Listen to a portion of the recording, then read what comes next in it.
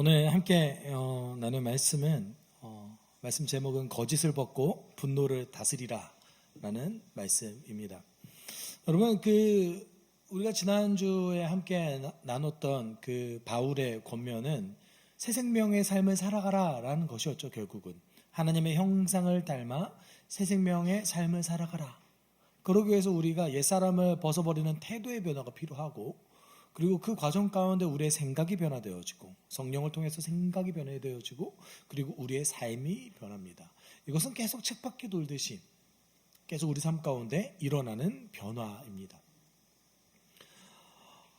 그 과정에서 이제 구체적으로 바울은 25절에서 32절까지 아주 압축적으로 4가지의 권면을 하게 됩니다. 원래 오늘 제가 고민을 좀 했습니다. 4가지를 다 다뤄야 될까? 아니면은 좀 쪼개서 다뤄야 될까? 4가지를 다 다루면 아무래도 이제 정보 양이 너무 많아지기 때문에 우리가 오늘은 2가지, 거짓과 분노에 대해서 함께 나누는 시간이었으면 좋겠습니다. 여러분, 거짓말 하는 것 또는 거짓에 내가 속임을 당하는 것, 이 둘 다 우리 삶 가운데 일어나는 일이죠. 그렇죠? 그리고 또는 성경에서 얘기하는 거짓은 굉장히 종류가 다양한데, 뭐 이런 종류도 있을 수 있겠죠. 내가 투명하지 못한 것도, 내 삶을 온전히 드러내지는 못하는 것도 성경에서 이야기하는 어떤 거짓의 일종이겠죠. 네. 여러분, 10계명에 거짓말하지 말라. 그렇죠. 내 이웃에게 거짓 증거하지 말라. 네. 이 말은 일단 기본적으로는 재판이나 이런 데서 거짓 증언하지 말라부터 시작됩니다. 그런데 여기서 이제 거짓말하지 말라라는 것이 여러분 어떻게 해석이 되세요? 기계적으로 내가 거짓말을 하지 말아야 된다. 그래서 여러분 그래서 고민들 하시잖아요. 그럼 어쩔 수 없이 선의의 거짓말하는 건 어떻게 되지? 네. 뭐 이런 고민 좀 해보셨어요?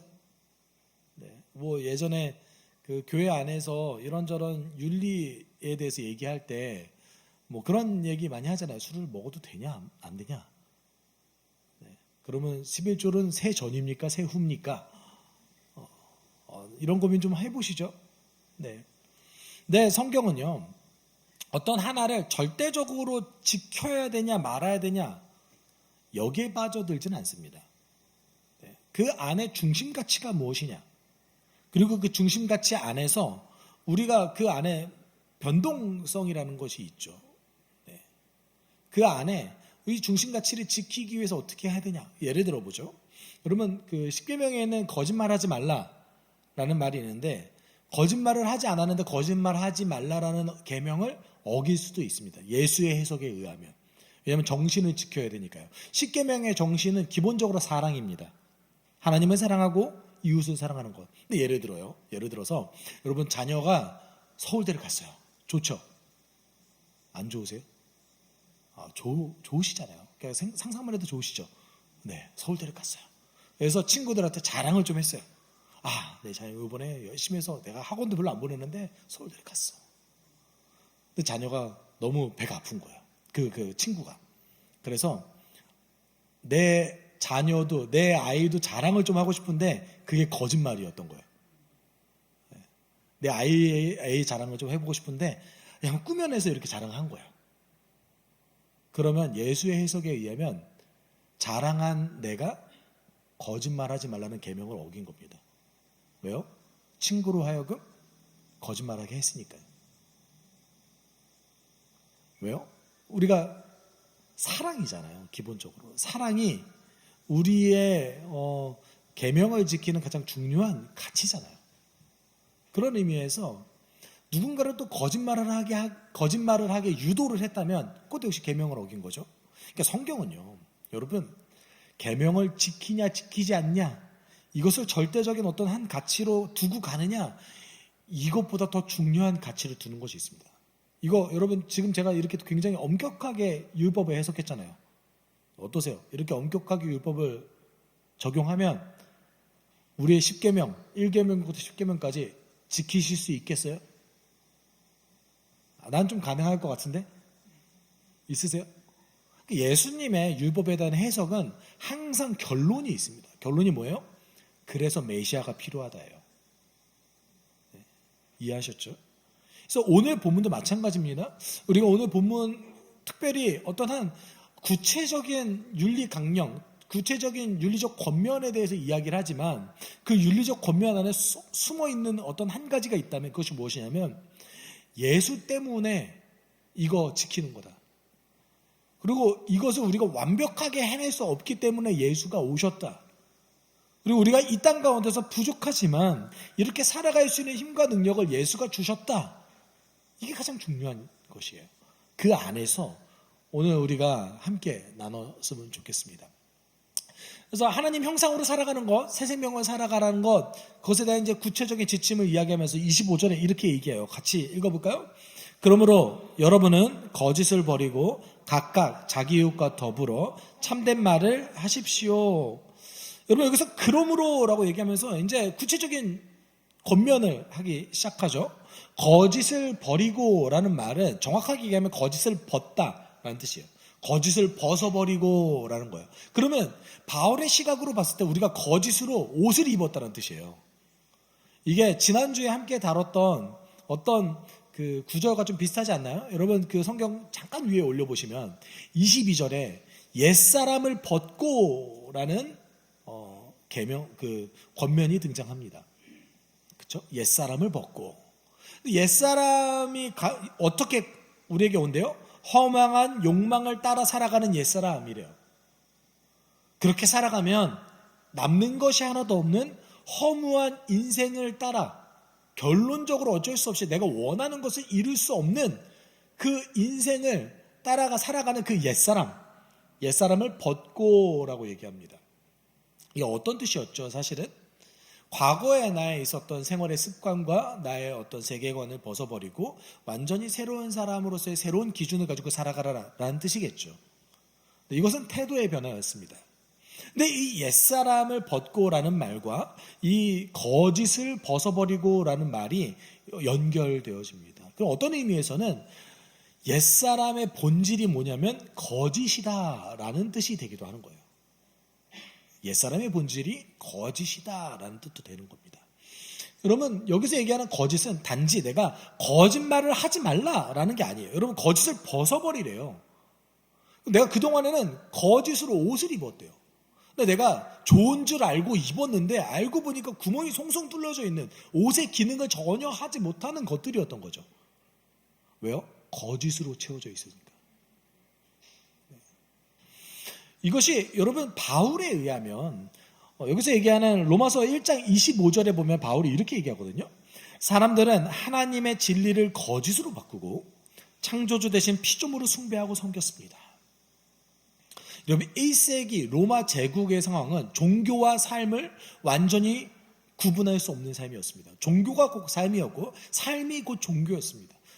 현대사회도 비슷하죠. 현대사회도 대략 70% 이상의 사람들이 75% 정도 나오는 것 같아요. 75% 이상의 사람들이 종교를 가지고 있습니다. 여러분 대한민국을 살아가는 사람들은 종교와 삶을 이렇게 떨어뜨려 놓기가 쉽지 않아요. 그렇죠?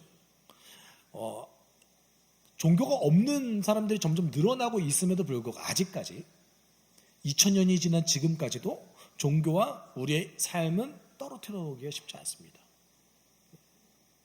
특히 한국을 지배하는 건 아무래도 무속신앙이죠. 네. 여러분 그 한국이 무속신앙의 지배를 받는다는 것은 이삿짐 센터에 예약 문의를 할 때마다 항상 알 수 있습니다. 그러시죠? 여러분 언제 제일 비싸요?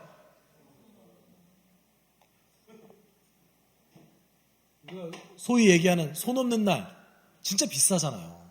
그렇죠? 뭐 한 2배값 하지 않습니까? 네. 그래서 저는 항상 이렇게 그럼 손 있는 날은 얼마니까요? 네. 제일 싼데 해주세요. 네. 그게 우리가 가지고 있는 무속신앙이죠. 여러분 집들이도 사실은 무속신앙에서 온 거 아시죠? 네. 그 원래 있었던 빈집에 귀신이 많다고 해서 그 귀신을 쫓아내는 행위로서 집들이 하는 거예요. 네.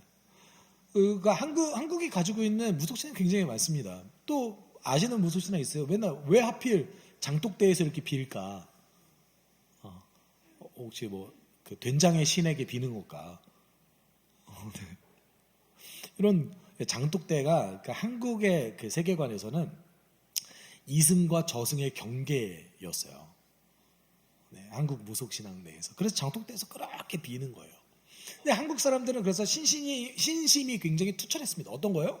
지성이면 감천이다. 여러분, 이런 어떤 종교적인 거짓의 세계관, 어떤 겁니까? 하나님의 진리를 왜곡해서 거짓으로 바꿔버리고 하나님 대신에 피조물을 섬기게 만드는 그 세계관을 벗어버리라는 뜻이에요. 그러니까 거짓된 어떤 그 정보, 세계관이 우리를 어떻게 만든다는 거예요? 진리를 왜곡하게 만든다는 거예요. 네, 그것을 벗어버리라는 뜻이에요. 단지 거짓말하지 말라, 여기에 국한되는 것이 아닙니다. 네. 근데 우리가 이 거짓의 옷을 입고 있다 보니까 우리 삶 가운데 어떤 일이 발생하냐면 진리를 온전히 받아들이지 못하고 피조물을 하나님처럼 섬기고 돈이 하나님이 됐어요. 또 어떤 일이 벌어집니까? 나를 투명하게 드러내지를 못해요. 왜요? 다른 사람 믿지를 못하니까요. 네. 여러분, 거짓말에는 제가 볼 때는 두 종류가 있는 것 같습니다. 부정적으로는 누군가를 굉장히 속이기 위한 악의적인 거짓말이 있죠. 이거 굉장히 잘못된 일이죠. 성경은 이거 굉장히 경계합니다. 그렇지만 동시에 한 가지 더 있는데, 거짓의 옷을 입는 상태, 그것이 무엇이냐면 온전한 진리를 받아들이지 못해서 첫 번째는 피조물을 하나님처럼 섬기고, 두 번째는 내가 누군가를 온전히 신뢰하지 못해서, 여러분 세상의 거짓의 그 옷을 입은 세상의 세계관 좀 보십시오. 사람과 사람은 믿을 수 있습니까? 저는 그 개인적으로는 백분 토론이나 뭐 이런 거 보는 거 좋아하거든요. 취미가 되게 이상하죠. 네, 그리고 그 시사 프로그램이나 이런 거 좀 좋아하는 편이에요. 이거 보면은 정말 사람을 믿지 못한다라고 느껴져요. 왠 줄 아세요? 항상 말을 해석해야 돼요. 의도를 해석해야 돼요. 우리가 무슨 궁예도 아니고 그걸 어떻게 해석합니까? 그렇죠? 뭐 보이세요? 의도가? 그러니까 이 모든 세계의 전제는 어떤 게 깔려 있는 겁니까? 사람과 사람은 믿을 수 있는 게 아니야. 결국은 이득이 모든 걸 말해줘. 이렇게 생각하는 거예요.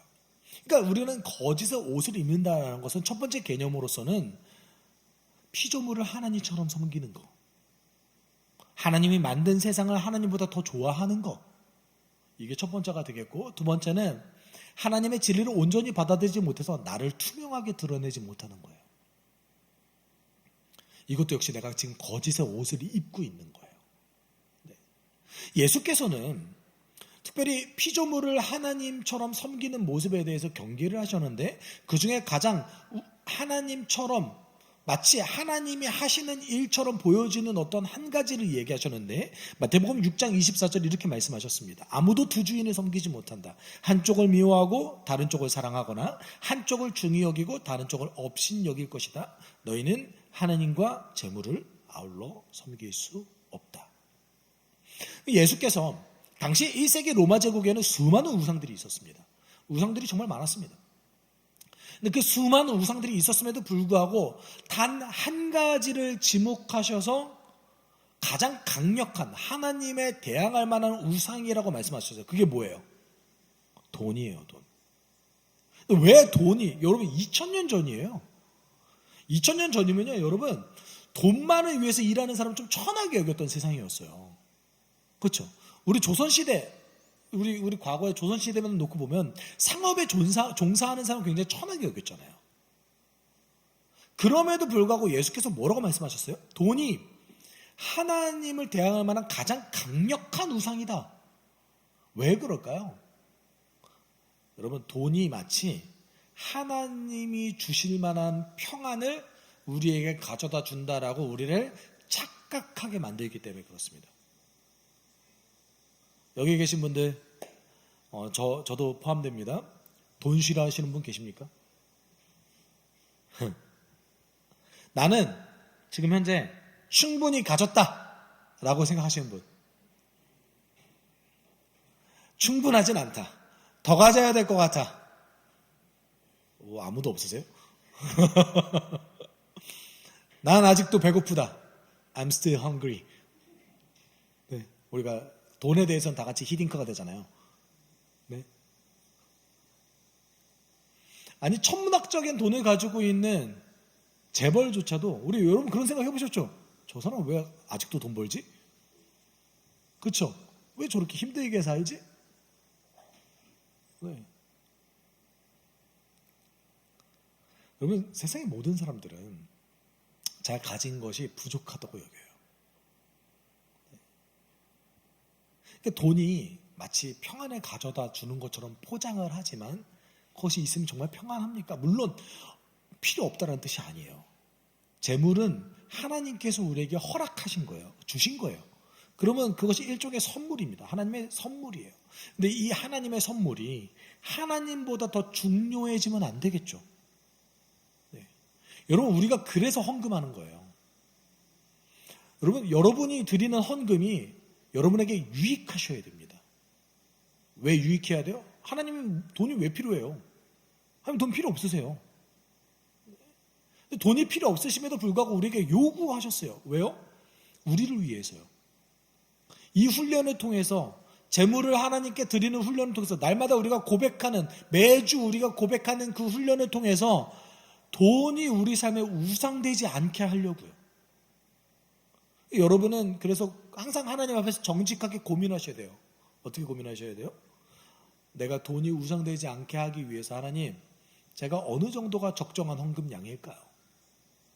정직하게 기도하시고 정직하게 내셔야 되는 겁니다. 네. 우리는 거짓의 옷을 지금 이 순간에도 입고 있습니다.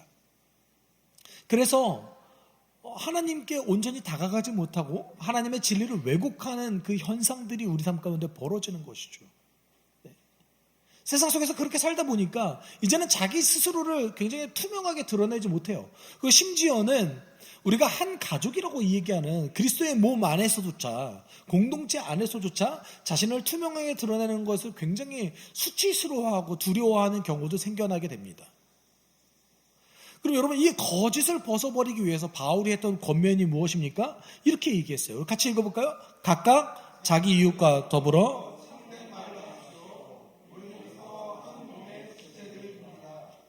그러면 바울이 이것을 해결하기 위해서 우리가 거짓의 옷을 벗어버리기 위해서 어떻게 얘기했습니까? 각각 자기 이웃과 여기서 얘기하는 건 자기 이웃은 공동체입니다. 각각 자기 이웃과 더불어 참된 말을 하십시오. 여기서 참된 말이라는 것은 두 가지 종류가 있는데 여러분 이게 두 가지 번역이 가능하다는 얘기인 거예요. 첫 번째는 진리를 말하십시오 가능합니다. 진리를 말하십시오. 그럼 진리를 말한다는 것은 무엇입니까? 하나님에 대한 사실들을 서로 쉐어하라는 뜻이에요. 나누라는 뜻이에요. 우리가 숲교회 안에서 가장 중심적으로 다루는 것이 무엇입니까? 하나님에 대한 그 진리를 나누는 거잖아요. 그 진리가 내 삶 가운데 어떻게 적용되어지는지를 나누는 거잖아요. 첫 번째는 진리를 나누다라는 뜻이고요. 두 번째는 참된 말, 어떤 말이 가능할까요? 진실한 말. 진실한 말도 가능해요. 그러니까 속이려고 하지 말고 우리 여기에서 얘기하는 이 말이 가능한 거죠. 서로를 투명하게 드러낼 수 있어라. 죄악을 드러내라 또는 미성숙을 드러내라. 미성숙도 괜찮다 이런 뜻이 아니에요. 여러분 우리가 진실한 공동체 추구하잖아요. 여기서 진실한 공동체에는 지혜로움이 들어가 있습니다. 여러분 난 솔직하니까 괜찮아 그래서 막말 퍼붓고 막 이러면 될까요? 안 될까요? 안 되죠. 당연히 안 되죠. 그러면 안 되잖아요. 네? 그러면 자기만 괜찮지. 네. 여기서 진실한 말을 하라라는 것은 투명해지라는 뜻이에요. 투명해지라는 거. 그동안 우리가 왜 공동체 안에서조차 스스로를 드러내지 못하고 투명하지 못했습니까? 왜요? 신뢰하지 못하니까요.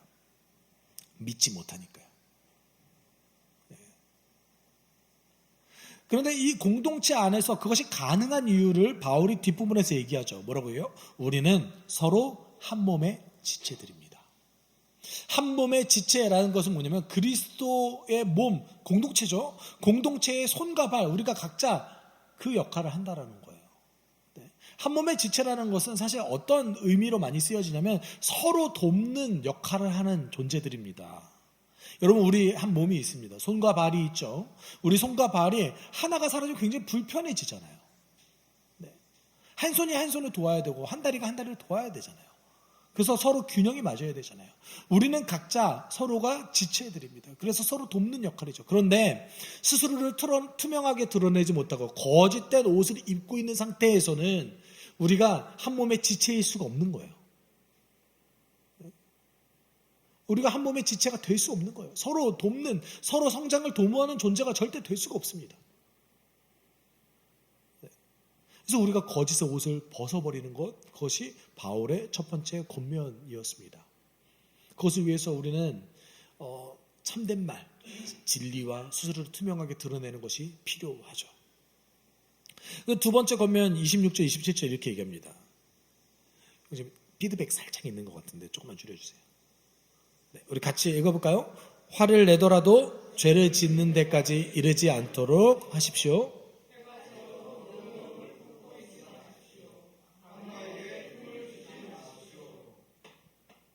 네, 여기 저는 이제 이번에 함께 다룰 건 분노인데요. 갑자기 여러분 이번 주 얼마나 분노하셨습니까? 우리 선생님들 여름 성경학교 하시면서 분노 안 하셨어요? 안 하셨어요? 분노까지는 안 하셨어요? 여러분 어떠세요? 한 주간 나는 화를 냈다. 네, 화를 냈다. 우리 이렇게 좀 나누죠. 화가 났는데 표현하지 않았다도 화 낸 거예요. 그렇죠? 알았죠? 네, 마음속에 화가 났다. 요거예요. 아셨죠? 마음속에 나는 요번 주에 화가 났다. 네, 좋아요. 요번 주는 화가 안 난 것 같다.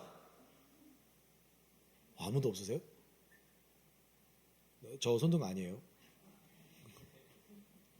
자, 보십시오. 화를 내더라도 죄를 짓는 데까지 이르지 말래요.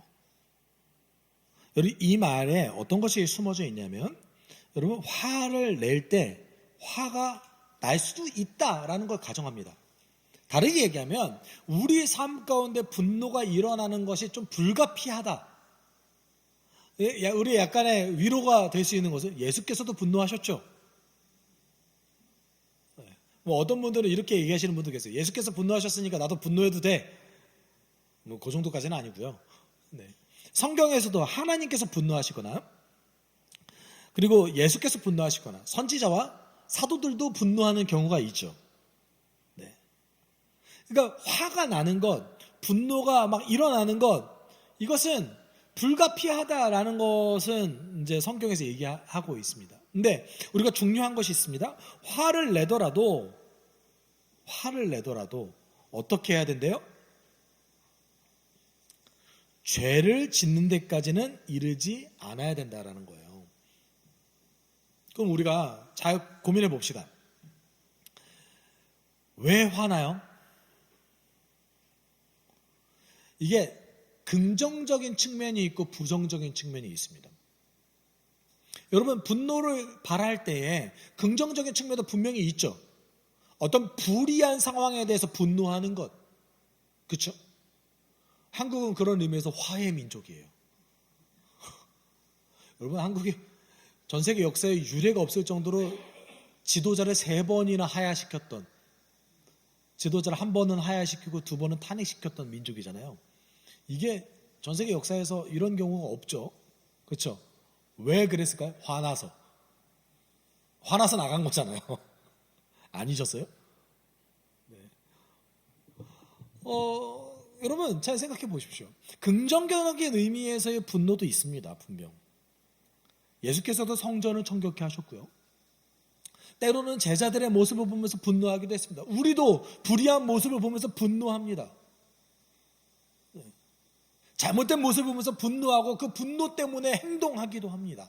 여러분 역시 긍정적인 분노가 있습니다. 네, 있어요. 근데 그럼 우리가 특별히 부정적인 측면에서의 분노, 부정적인 측면에서의 분노는 왜 생길까요? 현대 과학에서는, 현대 심리학에서는 그것은 어떤 상황에 대한 나의 반응, 나의 인지적 반응, 그 다음에 나의 해석에 따라서 분노가 생기냐 안 생기냐를 좌지우지한다고 이야기합니다. 그리고 어떤 뇌과학자들은 이제 뭐 뇌의 기능에 따라서 분노가 일어나지 않는 경우가 있다라고 얘기하죠. 그러니까 이제 현대 과학에서 얘기하는 거는 사실은 어떤 상황이 됐을 때 그 상황을 내가 어떻게 인식하냐에 따라서 화를 내냐 안 내냐가 결정된다는 거예요. 그럼 성경은 뭐라고 얘기할까요? 여러분, 성경은 왜 화낸다고 얘기할까요? 잠언 13장 10절에 보면 이렇게 얘기하고 있어요. 교만에서는 다툼만 일어날 뿐이다. 지혜 있는 사람은 충고를 받아들인다. 첫 번째, 분노하는 이유가 뭐래요? 교만해서래요. 자기가 다른 사람보다 훨씬 더 낫다라고 생각하는 것이죠. 그리고 다른 사람의 조언을 전혀 받아들이지 않고 내가 가진 지식이 옳아. 현대사회는 오히려 이런 일들이 더 잘 벌어지는 것 같아요. 왜냐하면 정보는 굉장히 많아지고 있는데 정보가 알고리즘에 따라서 확증 편향이 일어나요. 안 그러세요? 제가 종종 그런 얘기 했잖아요. 여러분이 유튜브와 넷플릭스를 이기려고 하지 마시라고. 그렇잖아요. 내 개인이 유튜브와 넷플릭스를 이길 수 없어요. 왠지 아세요? 그 사람들은 여러분을 그 화면에 잡아놓기 위해서 수많은 사람들이 연구해요. 여러분 한 명을 이 화면 안에 잡아놓으려고. 내가 그걸 어떻게 이겨요? 그렇죠. 근데 그 과정 가운데 여러분 어떤 한 종류의 것을 보면 그것과 관련된 것들이 알고리즘에 쫙 뜨잖아요. 양쪽을 다 보여주면 좀 좋을 텐데. 그렇죠. 교만하다라는 것은 내가 다른 사람보다 더 우월하다라는 어떤 인식 체계인 거죠. 그 인식 체계 가운데 어떤 것이 발생한다는 거예요? 분노가 발생한다는 거예요. 왜 내 뜻대로 안 돼? 왜 내 마음대로 안 되지? 특별히 여러분 그 통제 욕구가 강하신 분들도 분노 많이 일으키지 않았어요? 왜 내 계획대로 안 될까? 돼야 되는데 이거. 내가 분명 계산해가지고 그렇게 했는데 인생은 계산대로 잘 안 되죠. 그러니까 교만이 우리의 분노의 하나의 원인이 될 수 있습니다. 야고보서 4장 1절에는 이렇게 얘기하기도 해요. 무엇 때문에 여러분 가운데 싸움이나 분쟁이 일어납니까? 여러분의 지체 안에서 싸우고 있는 육신의 욕심에서 생겨나는 것이 아닙니까? 내 욕심이 이루어지지 않을 때 분노한다는 거예요. 내 욕망이. 여기서 얘기하는 그 육체의 욕망 또는 뭐 개역개정 성경에서는 정욕이라고 번역되어졌는데, 그래서 육체의 욕망은 어떤 부정적인 것만을 뜻하지는 않습니다. 내가 가지고 있는, 내가 원하는 것, 이렇게 됐으면 좋겠는 것, 이것이 내 삶 가운데 이루어지지 않을 때 내가 분노한다라는 거예요. 사실 여러분 잘 보십시오. 교만 그리고 육신의 정욕, 이것이 어떤 것과 기본적으로 관련되어져 있습니까? 자기중심성이에요. 자기중심성. 성경은 우리가 왜 분노하냐라고 했을 때 원인을 어디서 찾냐면, 하나님이 주인이심에도 불구하고 내가 주인 되어서 살아갈 때 우리는 분노한다. 여러분, 구약에 선지자 요나가 있었습니다. 요나가 하나님의 명령을 따라서 자신의 원수 나라였던 니느웨로 갔죠. 근데 원래 니느웨를 가기 싫어서 다시스로 도망가다가 하나님의 어떤 주권에 의해서 니느웨로 결국 갔잖아요. 그곳에서 대충 선포했어요. 회개 안 하면 신문 먹을 거예요. 이러지 않았겠어요? 왜냐하면 요나는 니느웨가 망했으면 했거든요. 근데 이 요나가 대충 전하는 그 말씀을 받아들여서 니느웨가 회개하기 시작한 거예요. 멀리서 이 니느웨가 언제 멸망하냐를 바라보고 있었던 요나가 그 니느웨가 회개하는 모습을 보면서 어떻게 합니까? 분노하죠. 내 뜻대로 안 되니까요. 하나님이 주인이 아니라 내가 원하는 것이 안 이루어졌기 때문에 그 자기중심성 때문에 분노하죠. 그때 하나님께서 뭐라고 말씀하십니까? 너가 분노하는 이유가 무엇이냐?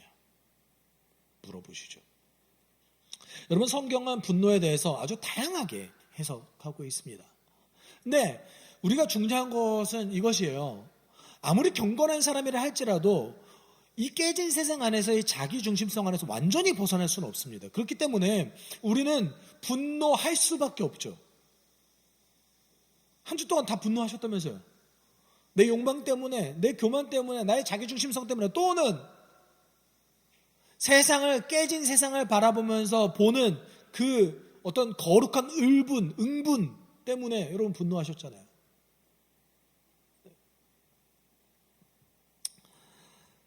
그렇게 분노할 때 여러분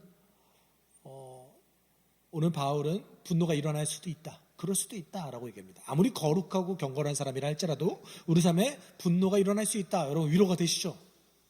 네. 근데 어디까지는 하지 말래요? 죄를 짓는 데까지는 가지 말래요. 다른 얘기를 하면 이 분노는 계속 품고 가만히 가지고 있다 보면 언제든지 죄까지 연결될 수 있는 가능성이 있다라는 뜻이에요. 그 두 번째는 분노하더라도 언제까지는 분노를 품지 말래요? 해가 넘어가기 전까지. 여기서는 해가 이옵니까 데입니까? 네, 데이죠. 네. 1년만 품어도 돼. 이러시면 안 돼요. 아셨죠? 네. 해가 지기 전까지는 그래도 분노를 풀어라. 그러면 여러분 이렇게 고민하시는 분 계시잖아요. 밤에 분노하면 어떡해요? 그런 뜻이 아니에요. 어떤 뜻이에요? 이 분노를 지속하지 말라는 뜻이에요. 일정 시간 이상 분노를 지속하지 말아라. 그리고 여기서 제가 아까도 분노에 대해서 설명했습니다. 긍정적인 것도 있고 부정적인 것도 있다고 말씀드렸어요. 근데 여기서 바울이 뭐라고 했습니까? 그냥 분노 자체로 얘기했습니다. 긍정적인 것도 부정적인 것도 해를 넘어서기까지 그 분노를 품지 말아라 라고 얘기하고 있는 거예요. 여러분, 긍정적인 분노는 내가 계속 품고 있어도 괜찮은 겁니까? 괜찮을 것 같죠? 바울은요, 분노가 좋냐 나쁘냐, 좋은 분노가 있고 나쁜 분노가 있고 이거를 얘기하고 싶은 게 아니에요. 분노를 지속하면 사단에게 틈을 줄 수 있는 일들이 벌어진다라는 뜻인 거예요. 분노를 지속하면 언제든지 사단이 우리를 틈타서, 그 분노를 틈타서 우리로 하여금 하나님의 의를 실천하지 못하게 만든다라는 뜻인 거예요. 여러분, 야고보서 1장 19절 20절 이렇게 얘기하고 있습니다. 같이 읽어봅시다. 누구든지 듣기는 빨리 하고 말하기는 더디하고 노하기도 더디해 하십시오. 노하는 사람은 하나님의 의를 이루지 못하기 때문입니다. 우리가 분노를 하더라도 해가 넘어가기까지 분노를 품지는 마십시오. 죄에 이르기까지 하지 마십시오라는 것은 반응을 지연시키라는 뜻이거든요. 그러니까 분노할 수 있어요. 화낼 수 있어요. 근데 화낼 수 있는데 그 화 때문에 나오는 그 행동을 조심하라는 뜻이에요. 그래서 야고보서에는 이렇게 얘기하죠. 듣기는 빨리 하려. 빨리 들어. 웬만하면 잘 들어. 그리고 말하기는 어떻게 하래요? 더디하래요. 말하기는 더디하래요. 그리고 노하는 사람, 노하기도 더디하십시오. 근데 내가 화가 나는 걸 어떻게 해요? 그렇죠? 어떻게 노를 더디할까요? 반응을 지연시키라고요. 화가 나더라도 한 번 정도 생각해 보십시오. 이 화가 났을 때 내 행동을 어떻게 가져가야 할 것인가? 네. 왜 그래요? 왜 그래야 될까요? 내가 분노를 품고 어떤 행동을 했을 때 하나님의 의를 행할 수 없기 때문에 그렇습니다. 아무리 거룩한 분노를 할지라도 그 분노 때문에 행동을 하면 사단이 틈탈 저기가 많아져요. 예를 들어보죠. 저는 목회자입니다. 저의 항상 가장 큰 부담감은 뭐냐면 여러분에게 권면을 해야 된다는 것이 저의 부담이에요. 저는 여러분이 그냥 알아서 했으면 좋겠지 제가 권면 안 했으면 좋겠어요. 저도 부담스러워요, 여러분. 네. 근데 권면을 할 때 예를 들어서 어떤 분이 굉장히 잘못된 행동을 할 수 있잖아요. 거기에 제가 분노할 수 있잖아요. 그럼 제가 거기에서 그 화를 내는 거예요. 막 이렇게. 긍정적인 의미에서 내가 분노한다 할지라도 그렇게 화를 내면 그분이 그걸 듣습니까?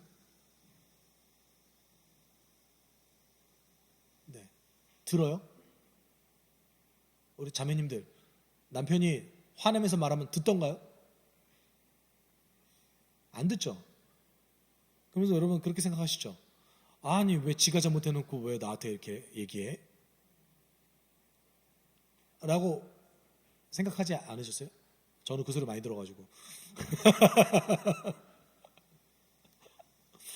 여러분 분노를 품은 상태에서 행동을 했을 때 하나님의 의가 이루어지지 않는다. 성경은 얘기하고 있습니다. 네.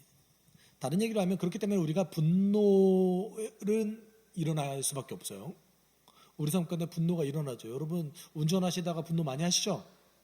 갑자기 오토바이 같은 게 갑자기 팍 튀어나오면 경험 많이 하시잖아요. 그렇죠? 분노할 수밖에 없죠. 네. 우리 삶은 깨진 세상 때문에 분노할 수밖에 없습니다. 근데 그 분노했을 때 우리의 반응을 지연시켜야 되는 거예요. 그리고 분노를 계속해서 잠재적으로 계속 품고 있으면 안 됩니다. 그러면 하나님의 의가 드러날 수 없습니다. 죄가 나올 수밖에 없습니다. 사단이 틈탈 수밖에 없습니다.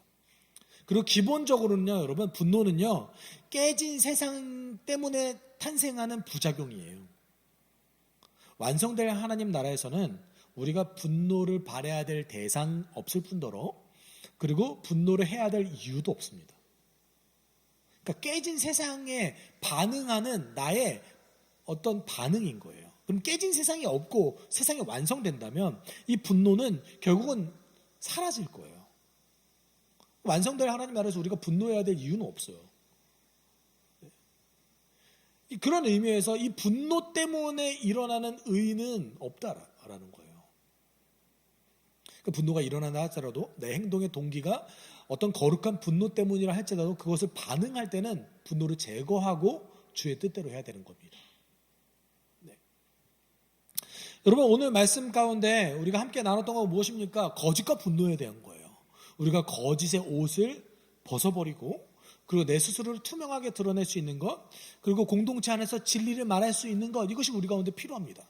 특히 거짓의 옷을 벗어버리기 위해서 그렇기 때문에 지체가 되는 것이 필요합니다. 바울은 그렇게 권면하고 있죠. 그리고 또 어떻게 권면하고 있습니까? 분노는 우리 삶 가운데 일어날 수밖에 없다. 그런데 그 분노를 계속해서 품고 있다면 하나님의 의를 온전히 우리가 드러낼 수 없다. 새 생명의 어떤 새 생명을 가진 사람으로서 온전히 살아갈 수 없다라는 것을 얘기하고 있습니다. 그 뭐가 필요하다는 거예요? 바울 입장에서는 네. 진리와 절제가 필요하다고 얘기하는 거예요. 진실과 절제, 진리와 절제가 필요하다고 얘기하는 거예요. 근데 우리에게는 진리와 절제가 별로 없습니다. 어디에 있어요? 그리스도께 있습니다. 우리는 그리스도께 진리와 절제를 배웁니다. 그래서 고린도후서 5장 17절에 바울이 이렇게 선언하죠. 누구든지 그리스도 안에 있으면, 어디에 있으면요? 그리스도 안에 있으면 그냥 내가 아무런 조건도 없이 내가 새로운 피조물이라는 것이 아니라 그리스도 안에 있으면 그는 새로운 피조물입니다. 옛것은 지나갔습니다. 보십시오. 새 것이 되었습니다. 여러분, 그리스도 안에 있으면 우리가 우리 스스로를 투명하게 드러낼 수 있는, 진리를 드러낼 수 있는 힘을 그리스도께서 우리에게 주십니다. 그리고 분노를 이겨낼 수 있는 절제를 그가 우리에게 허락하십니다. 거짓과 분노는 지금 이 순간에도 한 주간의 여러분의 삶 가운데에서도 여러분을 계속해서 공격하고 지배할 겁니다. 그럼에도 불구하고 그리스도께서 주시는 그 진리와 절제로 거짓과 분노의 그 부작용을, 그 영향력을 이겨내는 여러분 되길 소망합니다. 우리 함께 찬양할게요. 아무것도 두려워 말라. 우리 같이 찬양했으면 좋겠는데요.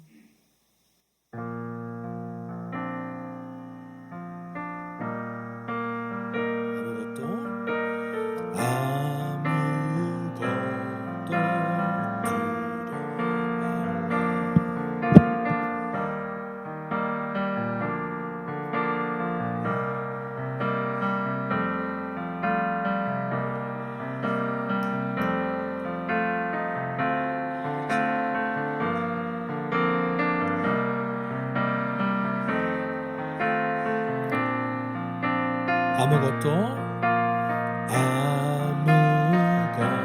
두려워 말라. 주 나의 하나님이 지켜주시네. 놀라지 마라. 겁내지 마라. 주님 나를 지켜주시네. 내 맘이 힘에 겨워 지치지라도 주님 나를 지켜주시네.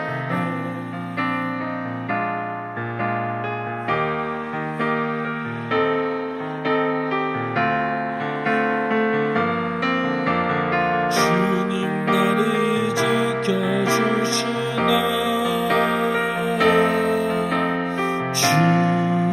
주님은 나의 산소. 주님은 나의 요새.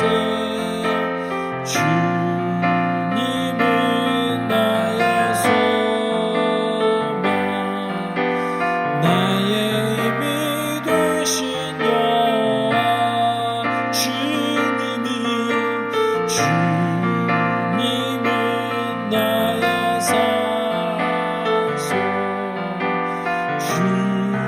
주님은 나의 요새. 주님은 나의 소망. 나의 힘이 되신 여호와. 우리 같이 기도할 때 하나님, 우리는 거짓의 옷을 벗을 능력이 없습니다. 우리는 내 안에 나오는 그 분노의 영향력에서 벗어날 수 있는 힘이 없습니다. 하나님, 우리에게 진리와 절제를 허락하여 주셔서 거짓과 분노의 그 악한 영향력에서 벗어날 수 있게, 승리할 수 있게 우리를 한 주간 인도해 주십시오. 우리가 함께 기도하도록 하겠습니다. 사랑 많으신 하나님 아버지,